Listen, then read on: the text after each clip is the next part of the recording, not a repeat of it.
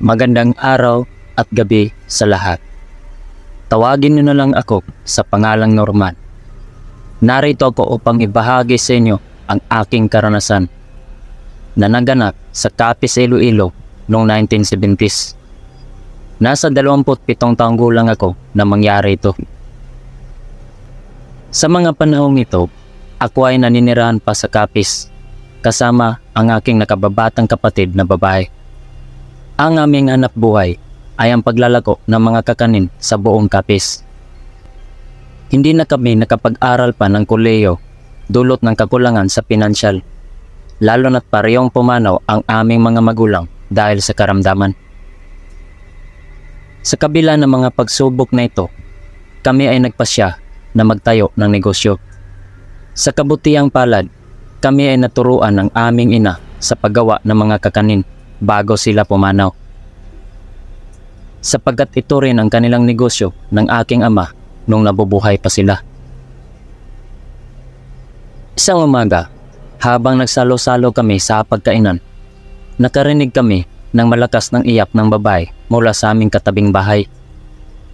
Dahil dito, ang mga kapitbahay ay sabay-sabay na lumabas mula sa kanilang mga tahanan. Kaya't kami rin ay nagpasyang lumabas at nagpunta sa kanilang pintuan na nakabukas. Pagtingin namin, nakita namin ang kaniyang ama na nakabulagta sa sahig ng kanilang kusina at wala ng buhay. Nang kami ay pumasok at nagtanong tungkol sa nangyari, siya ay sumagot na inatake raw sa puso ang kaniyang ama.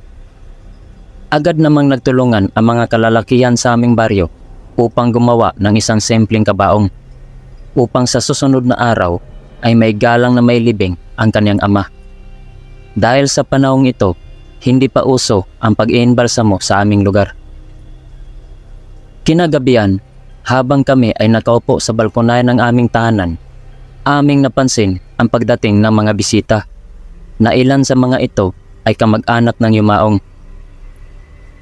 Habang lumalalim ang gabi at unti-unting nagsisiwian ang iba pang bisita, napagpasyahan naming lumabas upang makiramay.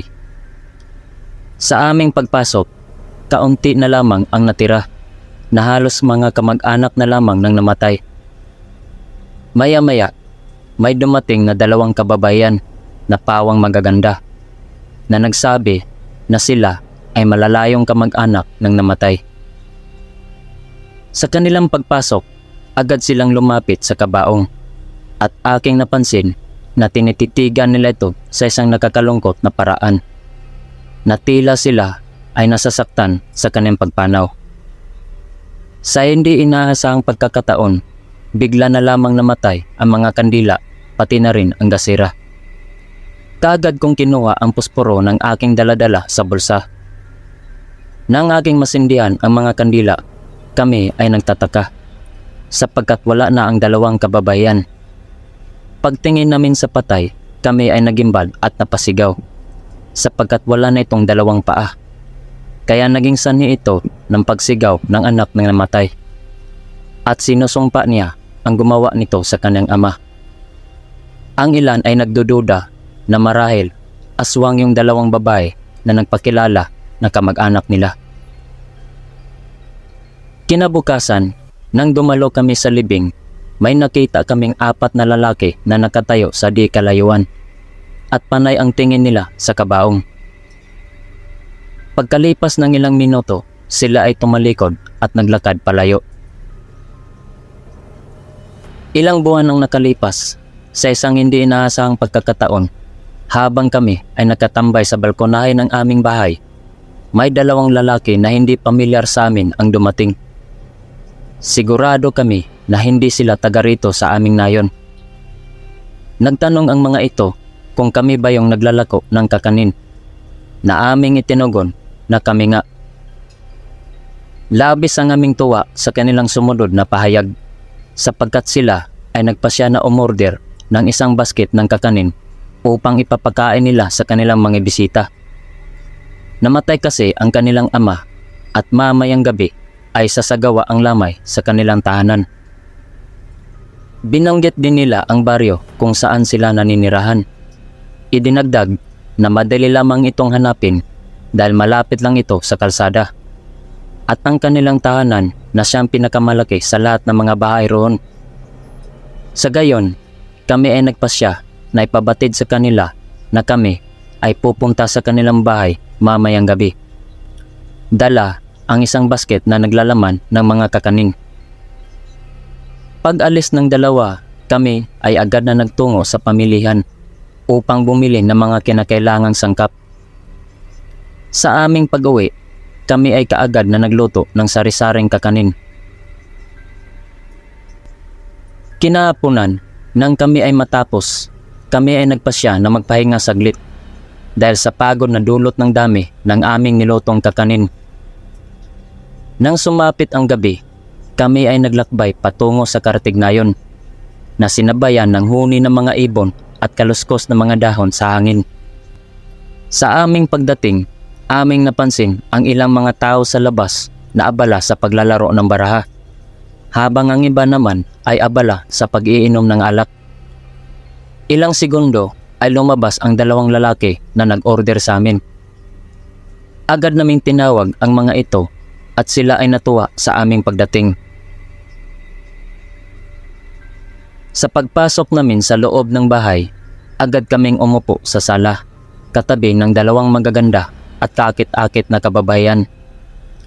Pero pagkalipas ng ilang minuto, dahan-dahan kong naalala na tila pamilyar ang mga ito, na parang sila ang nagpunta sa bahay ng aming kapitbahay nung pumanaw ang kaniyang ama. Dahil dito, nakaramdam kami ng pagkabahala at takot, sapagkat nagdududa kami na maaaring may hindi magandang mangyari sa gabing ito.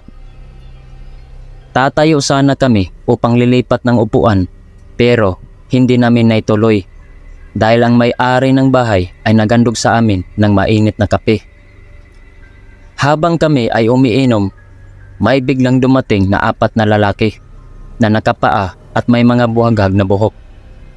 Dahil dito, nagtanong ang may-ari ng bahay ukol sa kanilang pagkakakilanlan at kung ano ang kanilang layunin.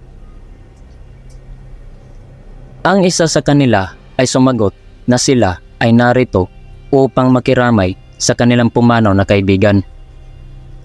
Kaya pinatuloy sila ng may-ari. Nang sila ay nakapasok na, bigla nilang sinabuyan ng langis ang muka ng dalawang babaeng katabi namin. Kami ay nagulat sapagkat ang kanilang mga muka ay umuusok na para bang nasusunog. Kasunod nito, ang kanilang mga muka ay nagbago. Ang dating kakit-akit nilang anyo ay napalitan ng isang nakakatakot at kahindik-hindik na itsura. Ang kanilang mga muka ay naging mabalahibo at ang kanilang mga kilay ay naging makapal, kasabay ng pagbuo ng mga matatalas ng ngipin na katulad ng sapating. Naisa na nilang tumalon sa bintana, subalit nahawakan sila ng 4 na lalaki at pinagsaksak gamit ang tari ng manok. Ito ang naging dahilan ng kanilang pagbagsak. Kasunod nito, kanilang kinaladkad ang mga nilalang palabas at itinali sa isang malaking puno at saka sinunog. Maya-maya ay nagtapat sila sa amin na sila ay manunugis ng mga aswang. Kinabukasan, ako ay nagbigay alam sa aming kapitbahay na ang dalawang kababayan na bumisita sa kanyang bahay nung pumanaw ang kanyang ama ay napatay ng 4 na hindi kilalang lalaki. Nang marinig niya ang impormasyong ito, siya ay agad na napaluha dahil sa labis na tuwa.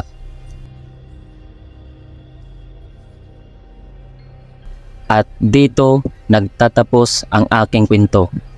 Maraming salamat sa pakikinig.